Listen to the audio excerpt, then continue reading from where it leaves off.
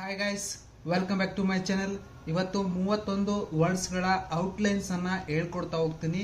ಫ್ರೇಸಸ್ಗಳನ್ನ ಯಾವ ರೀತಿಯಾಗಿ ಬರಿಬೇಕು ಅನ್ನೋದನ್ನು ಕೂಡ ಈ ಒಂದು ವಿಡಿಯೋದಲ್ಲಿ ಕಂಪ್ಲೀಟ್ ಆಗಿ ಬರೆದಿದ್ದೀನಿ. ಇದನ್ನ ನೋಡಿಕೊಂಡು ನೀವು ಪ್ರಾಕ್ಟೀಸ್ ಮಾಡ್ತಾ ಹೋಗ್ರಿ.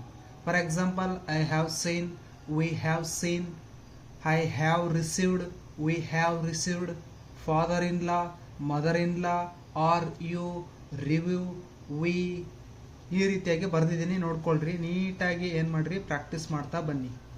Next, V have received, I am happy, I am very happy, I was happy, I was very happy, clarification. ಅದಾದ ನಂತರ ವಿ, ವೇರ್, ಫ್ಯೂ, ವೇವ್ ಅನ್ನೋದು ನೋಡ್ರಿ ಶಾರ್ಟ್ಕಟ್ ಆಗಿ ನಿಮಗೆ ಈಸಿಯಾಗಿ ಬರೆದಿದ್ದೀನಿ. ಇದನ್ನ ಡೈಲಿ ಪ್ರಾಕ್ಟೀಸ್ ಮಾಡಿದ್ರೆ ನಿಮ್ಮ ನಾಲೆಡ್ಜು ಇಂಪ್ರೂವ್ ಆಗ್ತಾ ಹೋಗುತ್ತೆ. ಅದಕ್ಕೋಸ್ಕರನೇ ನಾನು ಶಾರ್ಟ್ಕಟ್ ಅನ್ನ ಮಾಡ್ತಾ ಇರುವಂಥದ್ದು. ಇದನ್ನ ಜಾಸ್ತಿ ಪ್ರಾಕ್ಟೀಸ್ ಮಾಡಿದ್ರೆ ನಿಮಗೆ ಈಸಿ ಆಗ್ತಾ ಹೋಗುತ್ತೆ. Next, think, thank. ಅದಾದ ನಂತರ ಕ್ವಾಲಿಫಿಕೇಶನ್ನು, ಹೆಡ್ ಕ್ವಾರ್ಟರ್, ಆಮೇಲೆ ವಿಚ್, ಅವರ್. ನೆಕ್ಸ್ಟ್, ಎಕ್ಸ್ಟರ್ನಲ್, ಆಮೇಲೆ hour, celebration, or, matriculation, with, brother in law, that, sister in law. ಈ ಥರ ನಾನೇನು ಮಾಡಿದ್ದೀನಿ, ಔಟ್ಲೈನ್ಸ್ ಅನ್ನ ಬರೆದಿದ್ದೀನಿ.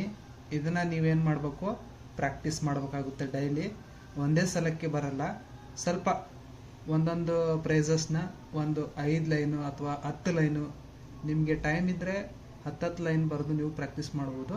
ಟೈಮ್ ಇಲ್ಲ ಅನ್ನೋರು ಒಂದು 4 ಲೈನು 5 ಲೈನ್ ಬರೆದು ನೀವು ಪ್ರಾಕ್ಟೀಸ್ ಮಾಡ್ಬೋದು.